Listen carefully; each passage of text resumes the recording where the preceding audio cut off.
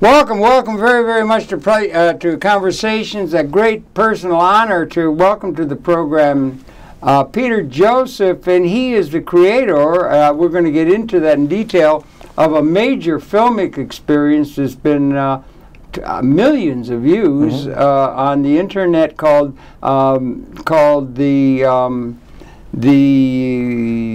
Zeitgeist film series. The Zeitgeist film series, yes, I know. I was watching the whole thing last night. It's very well done, and I congratulate you very much on that. And he's also a scholar, and particularly associated with the Zeitgeist Movement, which is a major movement around the world that has great implications. And Peter, welcome so much to Conversation. Oh, thank you very much. I appreciate it, Harold. You've been a beacon of communication for a generation now, and you've brought generations. I go back generations. I would say so. I have to congratulate you on giving voice to people that otherwise wouldn't have had it, I think, if you weren't around to give some experimental thoughts some time on the air. Well, so. Yeah, I would, because it's public. I believe in public. I got a little badge of public access. I believe in public access because of, we could go into it in unique position in terms of giving voice to a lot of people who would not otherwise have a voice in multimedia. Yeah, but that's my thing. And what you're doing is, the film, I watched it all last night and took it all in and everything, and I congratulate you enormously on it. Thank you. Having said that, I wonder if we could. We met for the first time today. I hope it's the beginning of a friendship that'll endure. Right. And maybe you could share your own background. Sure. Born and raised, a little of your education, and then let's talk about the Zeitgeist Movement and the Zeitgeist film and your work. Absolutely. Yeah. I was born and raised in Winston-Salem, North Carolina. And my family was nothing, my family's brilliant, of course, but their backgrounds were not necessarily in the arts. They were actually civil servants for the most part, and it was kind of, I'd say, an average middle-class upbringing, even though my parents are actually very open-minded, and I give them a lot of credit for myself being exposed to a lot of ideas that otherwise I wouldn't have. For example, I was very fortunate to go to an art school at the age of 13. I went to I basically started college at the age of 13 as a musician. So I was submerged in adults, essentially. You were a musician at 13? Yes, I am a musician today. You are? I didn't know that. So basically I was pursuing percussion. So I'm a percussionist. That was my trade back before I started to do more activism and filmmaking. But making a living at percussion was very difficult. Yeah, so the arts are hard. It is. Yeah. So I moved from North Carolina to New York to go to school, to go to college. I submerged myself in debt, which of course is unfortunately in America everyone seems to do. The college debt is such a burden on people. What a burden on their back when they came out. And I often joke in my kind of criticism of the business culture in corporate America is what a better thing to do than have ripe, broke kids to enter into the business establishment so they can be exploited. But that's, like serfs on a feudal estate. Exactly, the peasants. But so I dropped out. But the family was warm and welcoming, and it was warm and encouraging and all always that encouraging. Sort of thing. Yeah, absolutely. I think that's really important. Absolutely. You said they were brilliant. Oh, in their own ways. Otherwise, absolutely. I mean, intellectually curious. Of course. Stimulating. Definitely. Yeah. Okay. Good. Okay. Yeah, definitely. So North Carolina to New York, I drop out, and I had to make living doing something a little more substantial, because I was more of an experimental percussionist. I followed the music of people like Enos Xenakis and Elliot Carter and Oliver Messiaen and all of these people that emerged in the 12-tone serial music period, which I'm sure from being from New York. No, I'm not very familiar with that. It was a period of time where percussion was brought into a context that was extremely intellectual, very difficult music, and that was my aspiration. For example, just as an aside, it's actually very influential in the way I think. A man named Enos Xenakis, he was an architect / musician. And he wrote a brilliant thesis called Art, Science, Alloys. And this is one of the most important things I ever read that influenced the way I think about the bridging, the synergy of the humanities and the arts. And in percussion, there's no other greater synthesis, because anything is a percussion instrument, So anything can be considered. And what it is, it's sound, organized based on your preference and how you interpret it, and therefore you have your own vocabulary that's almost immediate, because anything can be an instrument. Unlike, say, a piano, which has a tonality that's, it's strict. Yeah. So anyway, not to go on that tangent. Well, I have a friend in my building is Ornette Coleman. Oh, sure, absolutely. He's a brilliant experimental musician. Yeah, he was trained in that, but he also, his son, Donardo. Do you know him or not? Or no, Donardo's his percussionist, his son. Oh, really? Really good, really good. Donardo's getting, to my uneducated thing, and he said, we've had very good discussions with Ornette. He's older like I am and everything, but he said he thought there was music before there was language. Yeah. Yeah, you know, and then drumming might have been the first music. Oh, I think so. Yeah. By all means, anthropologists would agree with that too. Is that true? Yeah. Oh, absolutely. Okay. Yeah. Okay. I didn't mean to get you off. No, it's a fun subject. Yeah. So I very rarely get to talk about my musical influence with people, with my activism and the writing and the Zeitgeist Movement. You want to hear another interesting thing? Sure. Yeah, there was Beethoven was a pretty good composer. I'd say so. And he wrote music. This is a thing they had on one of the channels. He wrote music, and he was deaf. Yeah. You know, and he wrote music that the piano at the time was, instrument, the ability to do it. The piano at the time was limited in what it was able to get from the score. Okay. You understand? The part of the range. It was, and there was advancement being made. And it was when they finally, they got a piano, I don't know, it was 20, 30, 40, 50 years later or so, they got a piano that was more able to get to the nuance of the thing, and it brought out the beauty that hadn't been able to be heard. Do you understand what I mean? Oh, yeah, absolutely. Isn't that interesting in terms of music, you know? Absolutely. And the importance of music. But anyway, go ahead. Definitely.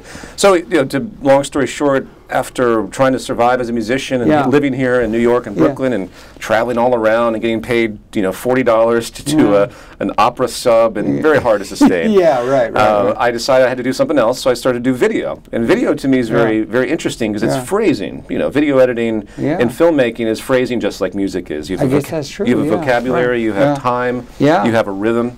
So that's how I naturally went into that. Didn't think much of it, frankly. I just needed a job, as many of us do in this society. Okay, I've got to get a job. I can't do my passion, or it's too difficult to do it. I can't survive to do it, especially in New York. And I grew to love filmmaking and editing. It's a wonderful art form. And it wasn't until 2007 that I decided to actually put my first piece together, which was a combination of music and video. And that was called Zeitgeist. That was the 2007 the first Zeitgeist of the trilogy, and that came out. I actually performed that piece, believe it or not. So that was actually a performance piece that I did in Lower Manhattan for 6 nights. And so I had 2 big screens set up, and I had a big percussion, multiple percussion, 20 contemporary percussion ensembles set up for solo percussion. And I did this piece. And the amazing thing about that is I didn't think anything of it. I threw it up on the internet. At that point, feature films in 2007. But was it a feature film or was it a musical concert thing? Both. It was both, basically. Okay, so did you have a theme? Did you have a script? Well, it was basically the entire film. But I mean words that were like a documentary rather than just the theme that's you know what I mean? Yeah. Yes, absolutely. It was a vaudevillian concept where you have live performance. With video, and you combine the live performance with video, which is very rare. People don't do that very often today. It's sort of, like a stage performance, but with a film instead of actors. And right. But that's what sparked the entire Zeitgeist phenomenon, if you will, was this performance piece. Because once I put it on the internet, it went viral with tens of millions of views in the first couple of months. The press, the press that would focus on it because it's counterculture. A lot of people. It was countercultural. Definitely. Yeah. In terms of the music or in terms of the content? Because your content of the Zeitgeist movie that I watched last night had a great deal of political relevance to it and a critique of the society at a very basic and elemental and important level. No, I appreciate that. Did the first Zeitgeist movement have that critique of the society? It had a, yes. You can have music that's pretty. Or nice, and does even tell its story. Sure. But it doesn't have political content. This had a very, very, very critical political content to it as well. So you were. I don't want to use. I'll use the term out of the ours. You were again a good deal of what the political order was offering in terms of the organization of human society. At the time you did the Zeitgeist movie. I'm sorry, but what are you referencing? You were against. Against. Oh. That's what. Again is a term from the Appalachian. Where they speak more closely the English of William Shakespeare there than anywhere else in the world. Oh, interesting. Also, it's a hillbilly talk. Sure. Again. But you had a critique of the society. Yes, and that's what I think. It was also religion. Religion was brought up quite heavily in that first film. Okay. And then it evolved to the second film a year later, which I featured sustainability concepts. I featured a lot of different monetary critiques, things that we could do. Basically, it marked. I had an interview with a man named John Perkins who talked about how global debt is being used. Well, that's the economic hitman. Exactly. He was amazing. Lucy Commissar, you know Lucy? She did. He had a book with her too. She was one that showed offshore banking and that. Oh yeah, sure. But the corruption is, as you know, just goes to infinity in this world. It's almost 360 degrees you can find dysfunction. Yeah. It seems. I guess, and that's my biggest interest. Not to jump ahead too much. But what is the source of this flaw of our behavior? A lot of people say, oh, it's our genetics. They like to dismiss it all and say we're just apes that can't behave well, which I don't buy that, because we are very vulnerable and incredibly creative, problem-solving organisms. Right. And our cultural evolution over the course of the past 2,000 years has been exceptional. And our brain hasn't changed that much in that time. I think not. So the question is, can we make, and this is my whole intro to the Zeitgeist Movement, can we make a better society, changing what we consider to be the traditional normality to an extent where we can do something very different, raise humanity to a higher level. And as I know your experience with R. Buckminster Fuller, we live in a time, and we've been living in a time for decades now, that we don't have to have the have-nots anymore. Do you realize what a big statement that is? I hope it's a no, I mean, statement. in a certain sense, Fuller did that. Yeah, that we've lived in a condition. I guess mostly you've done a lot of reading, a lot of thought. Obviously you're intellectually oriented and all that.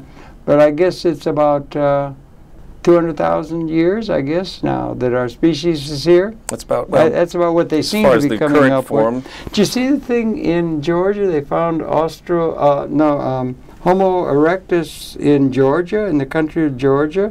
That seems to be our immediate predecessor. Oh, really? Okay. I thought it was Homo habilis. I used to say it. I was wrong. Right. And it's synergetics. The emerging properties come out. Sure. You learn. And nothing. Synergy is the behavioral system unpredicted by the sum of the parts, which leaves you to where you don't have any absolutes, because there are emerging properties all the time in terms of evolution. It's like weather patterns or chemistry. Exactly. But we get 200,000 years. That's about 10,000 generations. And there are institutions that have come out of that and everything. And did a program with Isaac Asimov when he said, this, now, you're younger, but this is the defining generation. He's thinking in terms of maybe a 100-year sweep or something. That a qualitative change, not just a quantitative change of a new era of Democrat, Republican, or something like that, a historical change that makes up all the news, but a qualitative change in terms of the evolutionary process itself. Does that make any sense to you? It does. I would say that we're on the edge. Yeah. And this is how Fuller is so prophetic. Yeah. We have been living in a Malthusian, scarcity-oriented worldview for so long. Forever. So we believe that this type of behavior, that we have to compete and fight, there's not enough to go around. Right. Remember, they justified slavery the same way. Of they course. used the socially Darwinistic view, and they said, well, these people they can't live. I mean, the carrying capacity wasn't designed to have them be as high of a high standard of living. Right. They invented all sorts of things, which we could talk at length about. I say they in the sense of the mindset, which unfortunately has bled right into what we call market capitalism, which is something that I specifically go after these days, because people are afraid. They think that the market, in this free market concept, that it enables some type of human liberty that will never be transcended. And that's absolutely untrue, because it's not synergetically oriented. It's based on the self-interest orientation. It's based on people seeking advantage, obviously, because it's based on scarcity. So we compete. And how can you have a balanced of anything, whether it's environmental or whether it's cultural, if everyone's thinking that way? And Fuller came along and said, no, we can have a high standard of living for everyone on Earth right now, many, many billions more, in fact, if we manage our resources in a scientifically strategic way. Well, also introduce design. Exactly. Being able to, there's a term that he used, he coined a lot of terms. One was ephemeralization. Doing more with less.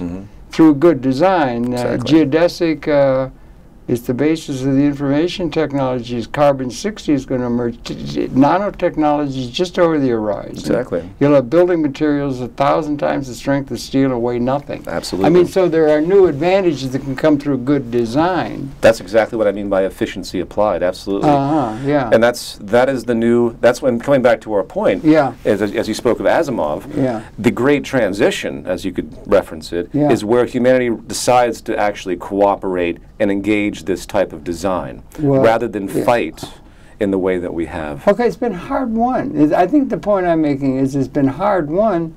All the resources were here, all the oil, all the land, all the creatures. They were here when we came out of the cave 200,000 years ago. We had a liaison, not only with the self-reflective consciousness that can ask really questions like Cro-Magnon cave things, or quasi-spiritual questions of what's it all about, Alfie kind of thing. Sure. But we also had a unique capability of extending our consciousness through tools and technology and making the world other than in an Ede-like sense is the way in which most creatures are embedded in nature, don't you think? Absolutely. Absolutely. And it was throughout most of that time, I think a lot of people say, we were probably prey for a very long time. We're all out of Africa. Sure. Of the big cats, they could run faster and eat us with regularity. Right. So it wasn't such a pristine, beautiful world that we lived in. Oh, no. We had a liaison with now. Yeah. That is only now. Right. And it wasn't able to be now ever in the past. We've come to the end of a whole period of institution building for thought process and everything that culminates now to where your younger generation can come along and say, this is a time of qualitative liberation that has only been dreamed of in terms of our epistemologies and so forth, if you can follow. Absolutely, I follow it, absolutely. Yeah. And the Zeitgeist Movement touches into that. Oh, that's, I think what you're inching into is there's a value orientation where people need to understand not only their relationship to the environment and their relationship to each other, but they have to realize that the feelings that they have that are so built into the old system, the Malthusian scarcity system, need to be addressed. Well, it's not, if I may, it's not just, if I may. Yeah, I may be wrong. Sure. I may be wrong. No, please. But it's not just the Malthusian. It's the whole of the human experience. It's not just, it's always been, in terms of capability, scarce. And in a certain sense, it's always been, that's zero sum. For one to win, somebody else had to lose. There's not nearly enough was characteristic of an order that we're trying to see birthing itself now, where there can be enough for all and the ecology and fit into the nature, the pattern of nature that nature provides. That it's a qualitative, almost like speciation, or a moment of qualitative transformation in the universe collectively. I absolutely agree. I guess I use the term Malthusian because it's probably the most highlighting social detrimental train of thought that is held through for so long. It goes long before Malthus. And of course Malthus isn't addressing the environment per se, because we're degrading the environment almost as bad as we're degrading the sense of public health in the human condition.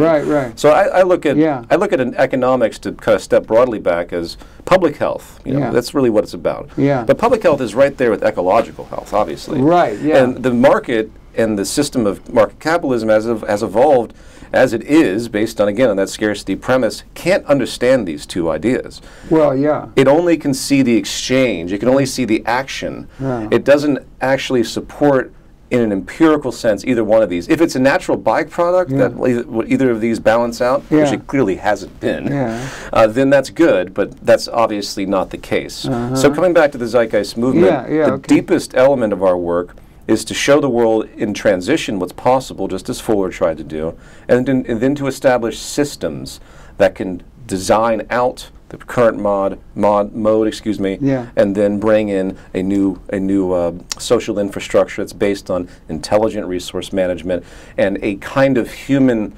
synergetic relationship that doesn't see each other as threats as we do now, but rather as agents of each other, where we help each other. Cooperation. Of course. And the unique thing about all of it is that our evolution has always been fueled by cooperation more than it has been by competition. That's probably true. That's been operative, Because all you have to do is look at the evolution of intellectual thought, and what is underneath all of that. the sharing of information. Even in the most competitive environments, people will, some cell phone company makes something over here, they hoard their proprietary knowledge, they don't want to release what they're doing. Another one over here has some other information, but they basically have the same root information. But they release this phone here with some idea, the idea becomes public, they adapt the idea, they improve it, so you have this back and forth. But what that's competitive, right? What underlies it? Sharing of information. So it's still sharing. That is true. So you and I we didn't invent our words.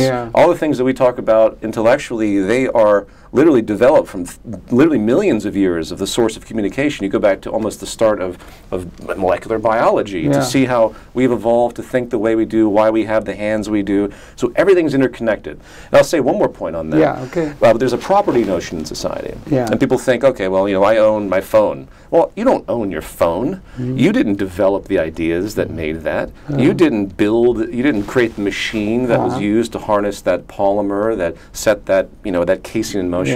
So there's no such thing as property. Particularly with roboticization, even more, the human input is even diminishing to the vanishing point almost. That's another level too, absolutely. The whole labor theory of value and it is being questioned now, and yet it informs virtually the entire economic and political system of the world. At the moment. See, major problem. Absolutely. That's something that the market doesn't understand. So there's a clash of consciousness coming from our technical capacity where we are literally fighting our own progress because we're not able to update the social system the way that we need to allow for the ephemeralization to take hold, to free humanity from the drudgery of a 9-to-5 job that they probably don't like because they just have to do something for work, to actually elevate the have-nots to a high standard of living, which by the way would reduce, because of the synergy, reduce all the wars, all the crime, all the, the greatest predictor of child abuse is poverty. Absolutely. I mean, if you want, and what happens when people are poor and they grow up and they're abused? They get more abusive. They turn into serial killers. They turn into criminals on multiple levels. They have an interest to hurt others because they never trusted the society to begin with. So all of that causal stuff is rooted in this inefficiency that is no longer necessary. It's no longer necessary, but I think it's important, particularly, maybe I'm older or something, is to keep in mind that that is James Joyce had Daedalus say, history is a nightmare, one could say, of injustice, from which we're attempting to awaken. Ooh, wow. So it wasn't something that was, what is perhaps going on? And heralding is being heralded by the Zeitgeist Movement in the film and the thing they're trying to do, wasn't possible at any time other than now. So you had Dickensian terms, and they were not able to do that, to have anything like what we're thinking is now coming exponential.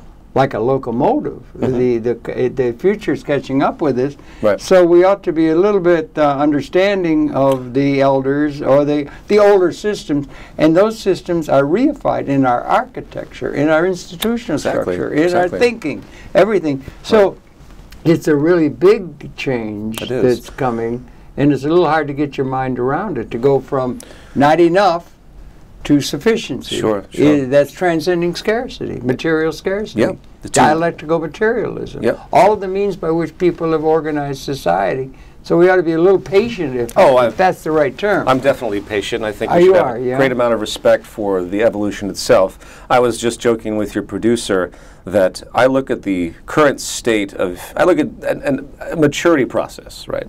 So you had, humanity's been playing in sandboxes for a long time, and then it grows up to blocks and running around like little kids. And now I think we're sort of at the adolescent stage, the early adolescent stage, where we've been experimenting with all of our new physics ideas, all of our tools, all the resources. We've been able to toy around, and we have the free market that has been able to, give voice to a certain effect to people that were just, they might not be paying attention to the environment, they might not be paying attention to society, but they're working and they're learning and science is progressing. But now we're at a point with the systems thinking that is so critical that, okay, boom, we have to start to think about this as a whole. We can't fragment anymore. Well, I think that's really important, don't you? Absolutely. I mean, there's nothing that will lead to our survival more than that process. And some of the guys said that would be thinking comprehensively, systems thinking, as you said, and your film stresses that. Incidentally, the film is beautifully done. You had responsibility for that. You were director? I do everything in that. Since I did the video editing, I do music, so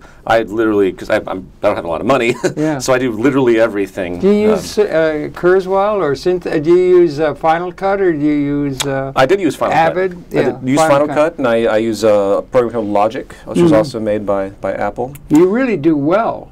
I mean, Thank you could play that like that Beethoven sonata. That it could be heard with the piano, with the computer. There's a metaphor in there somewhere. Sure. I'm not sure well, what it is. music's still my first physical love. That's good. It's probably one of the most advanced art forms ever because it engages the physics of our natural world, the overtone series, and it combines it with cultural aesthetic development. A painting can't really do that. You know, visual arts are too static. Motion, of course, is great, but the difference between film and music is that you watch a film, you might like it, but it's overbearing in its complexity and the multi-sensor thing. But music, you listen to the same song over and over again. You love it. It becomes a part of you, this sympathetic resonance. Ornette said he thought about music before there was language. I think I don't know how you can know, you know, but I think that's probably true. I also do a music festival every single year in Los Angeles. Where? Do you locate it somewhere geographically, or does it move, or what? It's only in Los Angeles, but there's people that mirror it. It's part of the Zeitgeist Movement. We do a media festival, which is focused mostly on music. Yeah, we're going to do that. Do you have residence somewhere that you call home now? I don't mean to I know you travel a lot. You're Los Angeles. Yes. So, okay. But I was here again for 14 years, and I just wanted to change the scenery. I still love New York, though, the beehive that it is. Yeah, it is a great town. I lived in Long Beach for a year there out there. The weather was gorgeous. Every day is beautiful. I mean, you know, I don't know why the hell we still live in these climes, but New York has a charm about it and everything like that.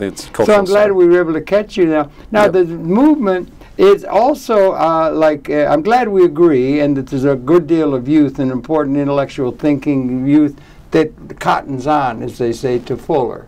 Absolutely. And maybe to McLuhan and that, who are thinking intellectually, relevant people, comprehensive in their nature. There was also a fellow now, and you that I associate with when I think Zeitgeist Movement, with Jacques Fresco.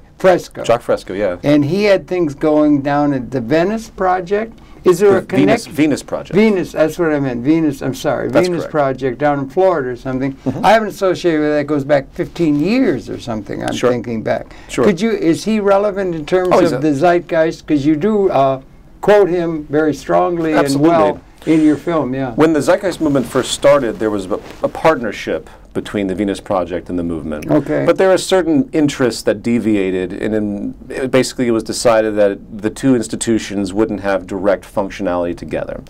Jacques works in his design work, brilliant architect and engineer. He had a woman that worked with him carefully too.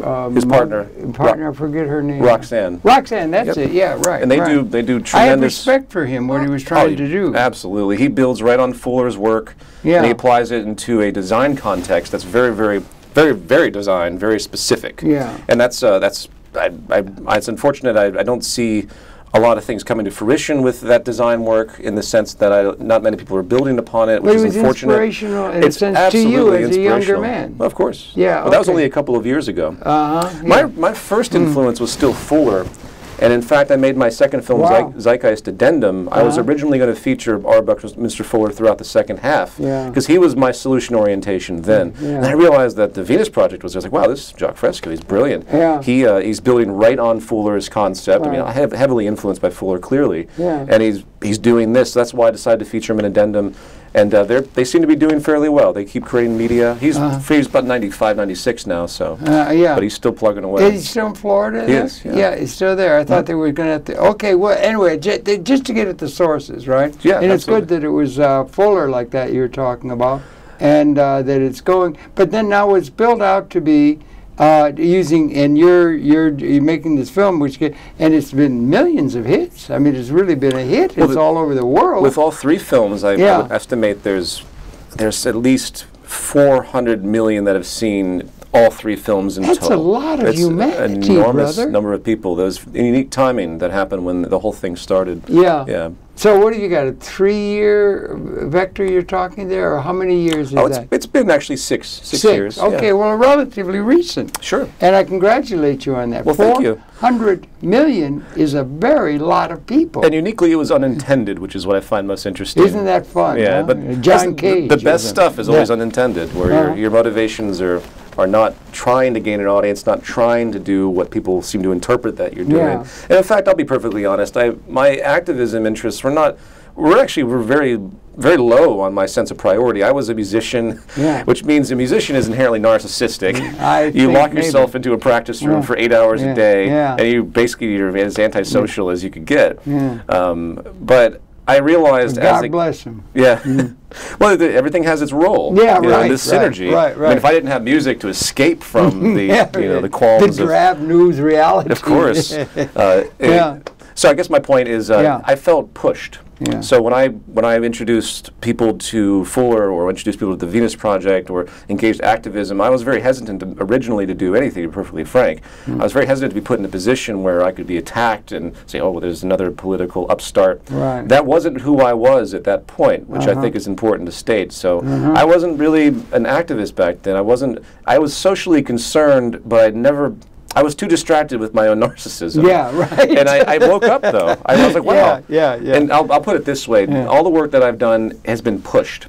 I just feel pushed by a community. They say, oh, we love what you're doing. You should keep doing that. Okay, I'll make a second film. I'll make a third film. And now I'm going to do a new film trilogy. It's live action, sort of a science fiction concept. You're involved in that now? I'm working on preparing for it. Is it a long process? You're in charge of it, the whole thing. Oh yeah, I mean, again, I'm a low budget producer. I do what I can. It's amazing what you can do on practically nothing now. If you develop the skills. If you know what you're doing, absolutely. The skills. So that can be something available to everybody. Almost now. Yeah, absolutely. And the equipment's getting available in a way that it's a miracle. The democratization of technology, because of, again, ephemeralization, has been absolutely incredible. People wouldn't conceive of. I'm sure when you look into your studio and you see all the computers. I mean, how are you editing your first videos? I assume you edited them on big tapes, right? Well, I got to use. I've been in public access since the beginning because there was no tape. I mean, there was. I can remember. I'll share it with you briefly. Sure. I was middle class, lawyer, dentist next door, and it was the Second War. They go way back. And it came out, and all the production had gone into war making. The airplanes and things at Willow Run and that. And then the dentist lived next door to us, and he was like one family. His son was my best friend. We grew up together and all. And they had got the first car that came off the assembly line. We were in Detroit, and it was a Dodge, 1946. Everything else was from the 30s. And then they got a television set, and we put the television set in the corner of the room, the living room. There was no programming at all. There was a test pattern, That's what it was. There was a test pattern, and we would look at the test pattern, and then came Kukla, Fran, and Ollie. But you had to have the invention of videotape before you could have an industry. That was Peter Goldmark Sr. invented videotape, and his secretary Bonnie was nice. And they invented it, so then you were off to the race, and the hardware went to Japan, and then there came back from Japan for an individual, like we are, let's say, a thing called a Porto pack. That was a little thing you wore on your hip, and you put a 20-minute black and white tape in a camera. You can get 20 minutes of video. I got the use of about the 7th one that came off the boat from Japan. Oh, wow. Nam June Paik got the first, or the president did, but I got that through my friend. Did I mention on the air my friend passed, or was that before? I don't think you did. Oh, well, anyway, I had a friend, Paul Ryan, who was an assistant to Marshall McLuhan. He was at, so that's why I got the use of the Portapack to go off to Washington and do for senators and whatnot. Got it. But anyway, it got all that done, and then, so it's the longest running program in public access. I'm getting off on a track of public. I believe in public access, and multimedia is important communication, and this is an important part of the multimedia educational potential of multimedia itself, which I have a great abiding belief in. I think your Zeitgeist film is part of an educational autodidactic tendency within our society, and I congratulate you on you.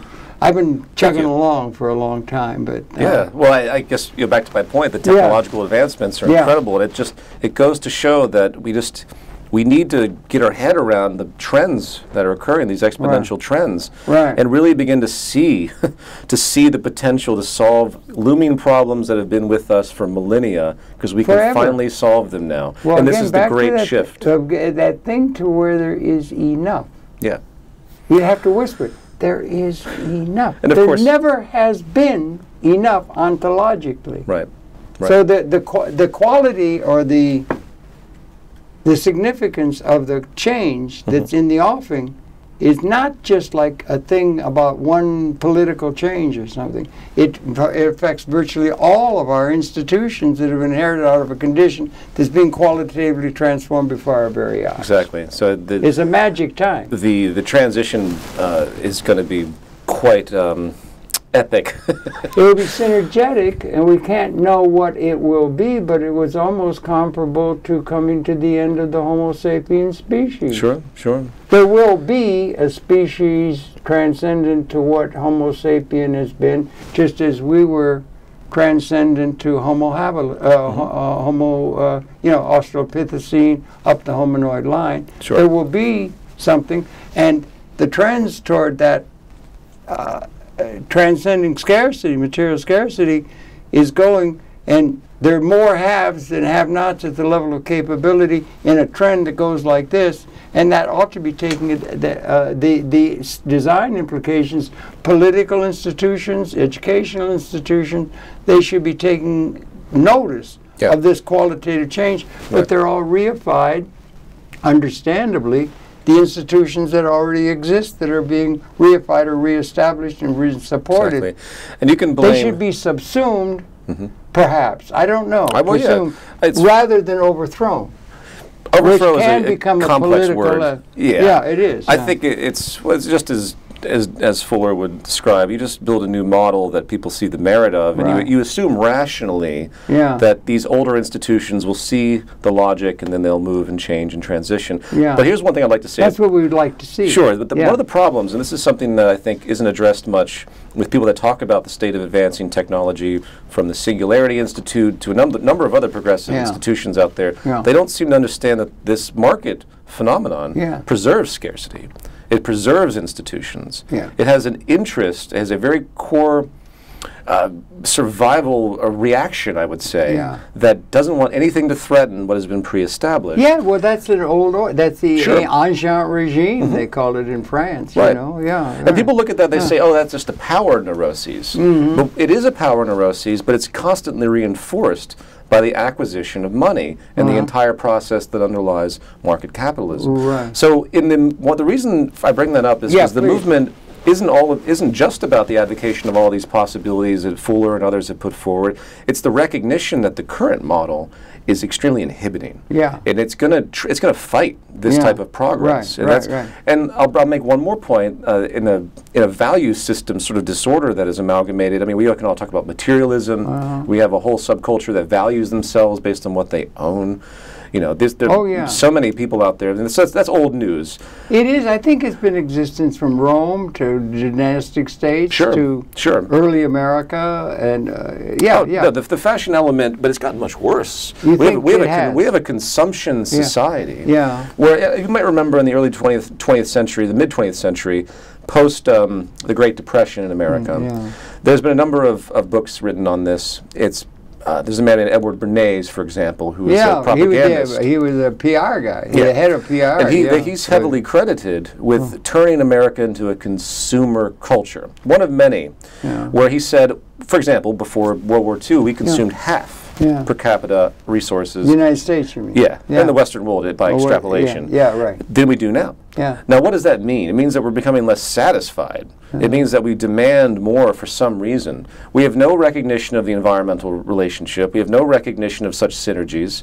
We want more and more. And this, my main point is that this neuroses has come forward, and it's absolutely prolific in 20th century economic writings, where this idea of infinite wants. Have you ever heard that phrase being used? Well, I have. I can see where it could be used, is that it would be part of a thing of saying it's ipso facto absurd to think there could be enough, because our wants are, you know, until you've got a swimming pool full of diamonds of the highest order, you're not aware. Exactly. That's an absurd obsession. And that is a core staple of economic philosophy amongst almost every school. And it underscores all of our political and economic rationales by which the planet operates currently, does it not? It justifies the homelessness, justifies the third world living in a dilapidated environment. Yeah. It justifies the imbalance. Yeah. And the way it's also a mark of great insecurity. Oh, yeah, absolutely.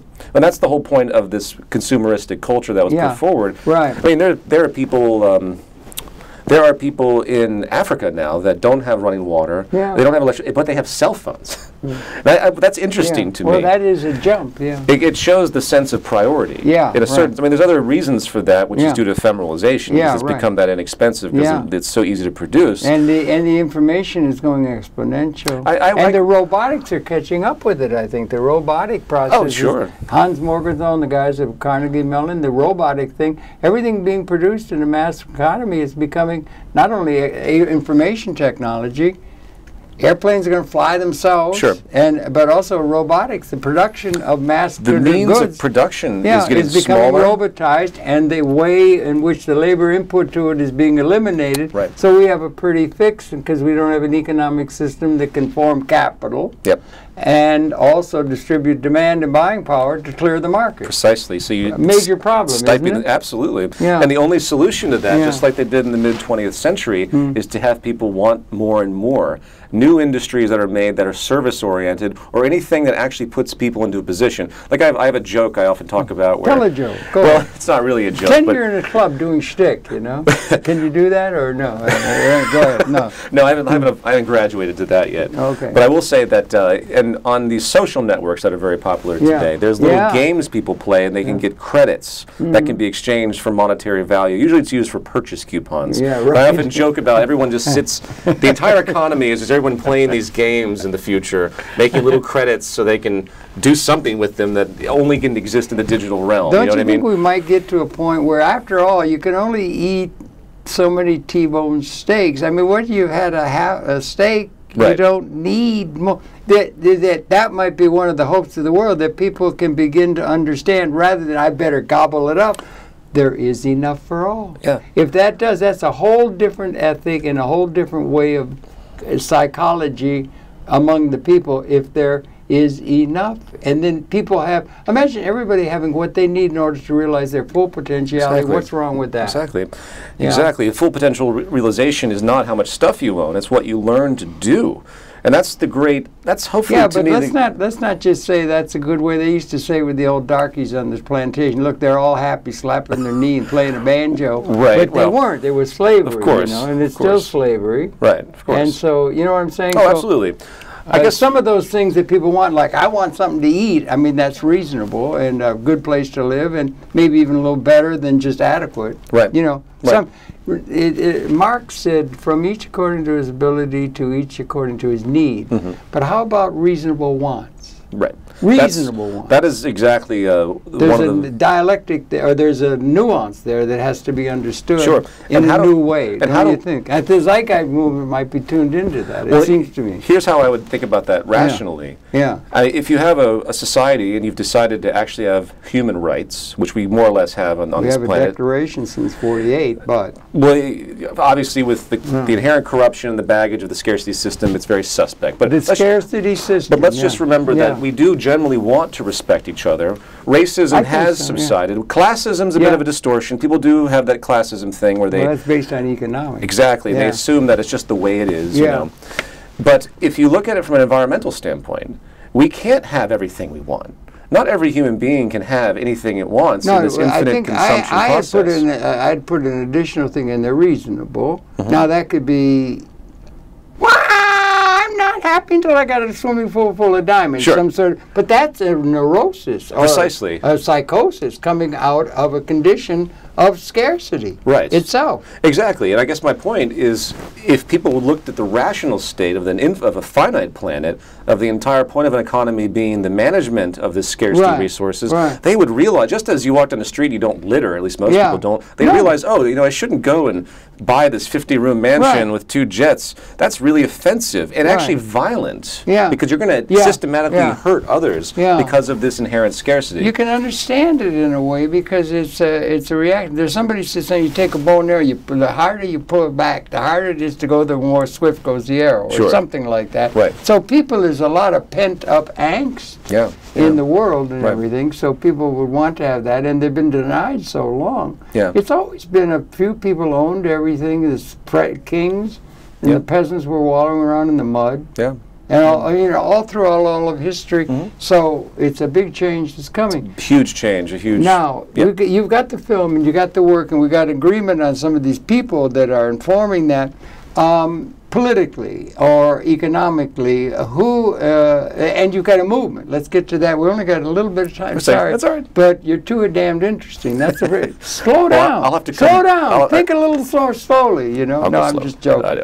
But I mean, the thing is that that movement is all over the world now. You've got a whole lot of meetings and people who are cottoning on, as they say, to what's being said. So what you're saying becomes more and more important all the time, it seems to me. Yes. Do you sense that yourself? It's sort of taking off. It has a life of its own. Yeah, right. And I often comment, I say, everyone's in the Zeitgeist movement, whether they know it or not. Oh, right. Because Zeitgeist, the spirit of the time. Spirit of the age. And every time we interact with each other, every time we give a homeless person something, every time we vote, or if you believe in voting, which I kind of don't anymore, but every time you do anything, it makes an influence in this synergy that is our lives. That's why we should be very careful when we talk to each other. We got to be careful with our anger. We have to be careful with what we set in motion. There's a lot of anger, trying to find the enemy. Who's to blame for all this? Well, let me ask you. Let me ask you. We live in an age of people going into movie theaters and shooting people. Of a guy recently in L.A. went into an airport. That stuff did not happen in your generation earlier. Remember. No, they used to have, somebody who was a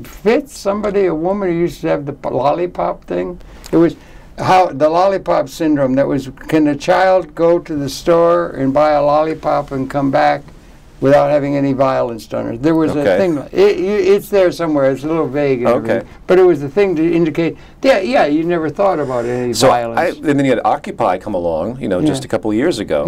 And then the Arab Spring. You had there's a lot. There's a civil rights oriented movement or protest happening somewhere on the planet all the time. Well, there is protest happening, and in a certain sense, a good deal of what comes out of the Zeitgeist film and the movie is a protest in a way of the system in a way. Right. And Jacques Perez, you have he in there, and he's saying the whole damn thing has to change. Absolutely. I said, okay, good, Jacques. Definitely. But okay, so you got that movement, and then now what about a thing? We got a world set up among a dialect. We got a private sector and a public sector.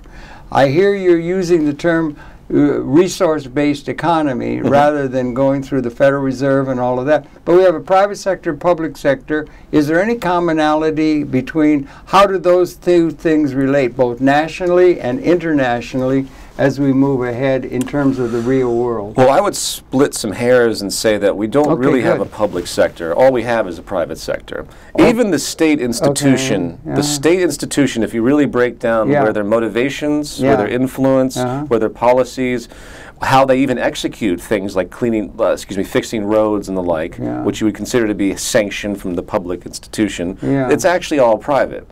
In fact, we've seen the privatization of everything as well. Well, that's since Friedman. That's since Friedman and so forth, particularly Patco and Reagan. I'm splitting hairs here. I know. Because most people talk about the public sector with basically this overarching kind of state control. They would say that the public sector has something to do with a non-trade-based orientation. And that's actually never been the case.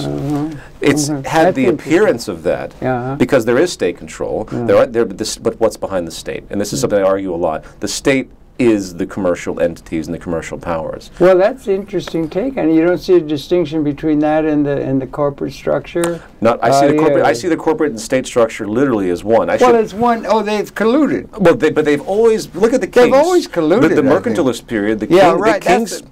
Yeah, but they've always colluded. Exactly, always. You had people, you had feudal kings and everything. Absolutely. So nothing's new in that. And they were the supreme economic masters. But we do have the government, or governmental activity. When Eisenhower was president, the tax rate was 92% coming out of the war. I mean, that was a lot of, and they build up. And then you get, so we got a private sector and a public sector. That's still a dialectic holding in this country and around the world. I absolutely agree. Yeah. I could, just on the private, the institution of private property or ownership of let's just say, a piece of capital asset. Right. That would be a means by which income could be distributed. Is that to be eliminated, or is it to be understood one big cooperative, a Madrigon on large steroids? All that language. Or how are we going to relate to those issues, if you understand? Absolutely, I absolutely understand. What we're looking at in the future is an open source world. Okay. Where the public. That comes out of cybernetics, yeah. Yeah, absolutely. Well, the idea of sharing everything. All knowledge specifically. So there's no proprietary knowledge. You go on the internet and see all the designs that are happening, and you can contribute. Yeah, right. Because if you think about it, there's open source is beautiful. There's no such thing as property. Property is something that we've conjured up for the scarcity management. I don't really own anything. As I said earlier, the intellectual thing that made your stopwatch there, you didn't invent that. Therefore, you can't physically own the idea. And they tried to through trademark. Oh, of course they tried, but that's false. And that's intellectual property rights. Of course, which is all nonsense. But that's part of the world order. This one, absolutely. Yeah, the way it is. But in the truth of the matter is, there's no such thing as property. You can't own anything physical. It's not really connected. And I would suggest philosophically, we don't even own ourselves. It's in other words, in the broad scheme, over the course of long-term synergetic evolution, life and death, and the exchange of knowledge and sharing of information, every single word that's coming out of my mouth is learned. So I don't really own my ideas. I don't. Everything I'm talking to you right now isn't really me. I'm just the embodiment of all the information, all the experience that I've had synergetically come into me. And so is everyone. And coming back to coming back to the property notion, we live in an access society. And that's what I think is the most beautiful concept. Spell it out. An access society, in the context of what the Zeitgeist Movement promotes, is that everything is accessed, nothing is owned, and you can share everything through existing systems, created systems that are designed to allow people to have access to automobiles and everything that you'd ever need in an abundance, but they don't need to have it and hoard it. So I'm a filmmaker. I have lots of film equipment. I don't really want to own it, but I need to because of the resale value, you know? So if I rent something that's $200 and I rent it 5 times, I pay $1,000, I might have been able to just buy that thing for $1,000 and I could have it to resell for, you know, a slightly less percentage. But in an access society, there's no need for the monetary value. Therefore, no one has to hoard anything. So I would just go to a library, and I would get the camera. Public library. You could call it a library of instruments, a library of goods, a library of cars. It's simply a reservoir that's been statistically calculated to have everything that region demands and needs in an abundance for access. And even urban environments that make sense without having to ship things from all over the world. And that is spelled out in your film. Localization. We need to localize. All of our food should be grown locally. We don't, with vertical farming and the like, we don't need to go to China to get strawberries. Or, for example, there's a recent statistic that we have. America grows a great deal of cotton still. And I guess that's true. 90% of the cotton that China uses comes from America, and they make, of course, I think probably 90% of the clothes that America, well, I'd say less than that, probably 70% of the clothes that America uses. Don't quote me on these percentages, but here's the proportion. And what do? We put them on ships, the cotton on ships, waste all this petroleum, only to have slave labor basically make this stuff, and then send it back to us. You know how much energy and labor has been wasted? Yeah, they couldn't have done that before they had containerization and so forth. That happened. That was another technological thing that made it possible. All built on fossil fuels. Sure. You know, and everything like that. Yeah. The efficiency. But there is a private sector. There's corporations and there's government, and that's still a thing that evolves. It looks that way. always think synergetic. I really think there is nothing. There's no separation between the state and the public sector and the private sector. Never has been, because in order for one to exist, the other one has to exist. You think it's all a big three-card Monte game? Well, I think it's fundamentally flawed, because power is given to the state, and it can abuse that power by public sanction. The power is held by the private property ownership of the corporations that have, stock certificates that you can have to get you money. Sure. Because you have and when you form the capital, you could have ownership. If you're going to have a private sector, or we're going to eliminate it. You essentially would eliminate that and everything be. There are Marxists who would think that way. They would get rid of the private sector, labor theory of value. Everybody, you know what I'm saying? Yeah, I know what you're saying. This is different from that. Yeah, in that I know. I can see it's interesting. Basically, to answer your question, both sectors are eliminated. Both sectors disappear because it's an open access society. Like an open source. It's an open source world. So therefore, direct democracy. So we have a representative democracy, which is basically, it preserves power. It's an elitist system. We hire people that say they're going to do something. They can be in power for years. They never do anything. Yeah, you can vote them out. Then you'll probably just get somebody else that will do their own thing again. We need, through technological means now, we can have a direct democracy that can not only design the goods we want. Participatory democracy. The government will probably fade into obscurity as we know it, because what is the point of the government really? It's there to manage the inefficiencies of the economic model in a way that the private sector, as you put it, can't. So we could have a world that would be doing away with both. Yes.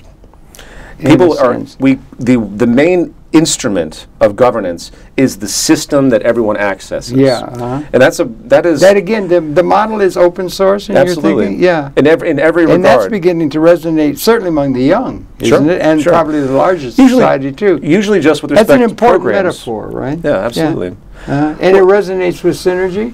It's utterly synergy. Yeah, I see. Yeah. You remember Fuller often talked about how if you just gave people the time to actually think creatively, remove them from the specialization, remove them from the monotony of labor and from money, it's just for survival. Give them the time, and the potential of those human beings could be tremendous. And in this type of approach, this open source global approach, sharing of ideas, being creative. And so you invent something, I go online, I see what you've invented, and I say, I want to contribute to that because I have a background in that type of development. And then we share ideas. And you can create, and I don't want to jump too far ahead because I know we're running out of time, but with the advancement of nanotechnology, 3D printing, we don't need the means of production to be owned by anybody. Everyone can own the means of production. And just like you have a printer on your home computer, you're owning a little means of production, right? And you create automated systems in enormous factories, which they'll get smaller and smaller over time because there'll be more modular robotics, there'll be more fluidity to the changing of how you can do it. Ephemeralization, precisely, writ large. Exactly. And then you have literally a society that's controlling itself in a democratized way without anyone having power over anyone else. And people being able to realize their full potential, and that being encouraged collectively by the whole society. Absolutely. People would be honored for their contribution, not with money, but the fact that, hey, John just solved this problem that we've been working on for a long time. Let's applaud him. We're not going to pay him. We're not going to give him anything. Sounds like a gigantic jam session with really good musicians. That's right. It's an Is that a metaphor that might work or something? Order out of chaos, right? But it'd be, I think I sent you the lecture that I talked about. Yeah, I did. I listened to that. It was overseas somewhere in Europe. It was in Berlin, Yeah, it was good. But if anyone listening wants to go to... well, all of that would add up to a thing where you could get... I was out of education or learning and everything, and you get away from... They can divide and conquer the intellectual community. It's all specialized. So you get more systems thinking, more autodidactic systems thinking, and it can be distributed and educated in an autodidactic, cybernetically enhanced way. And if there's one example that could be used to encourage many of the people who want to go along that course, it would be this film. It's called The Zeitgeist. Well, the Zeitgeist, the movie was the first one. Yeah, no, but the Zeitgeist film series. The work of film series of Peter Joseph and the Zeitgeist movement that you've been talking about here. Yeah. Thanks a lot for doing it. Thank you, Harold. Great pleasure meeting you. Let's stay in touch by all means. Love to come back. Your pleasure to have his perceptions. We invite you to tune in. We'll come back again tomorrow on Conversations. And once again, welcome back to your homestead of New York. And LA is good too also. Yeah. Thanks for viewing. We'll come back again tomorrow. Okay. Thank you very much. My pleasure. We just touched the surface of a very big subject. Well, next time maybe I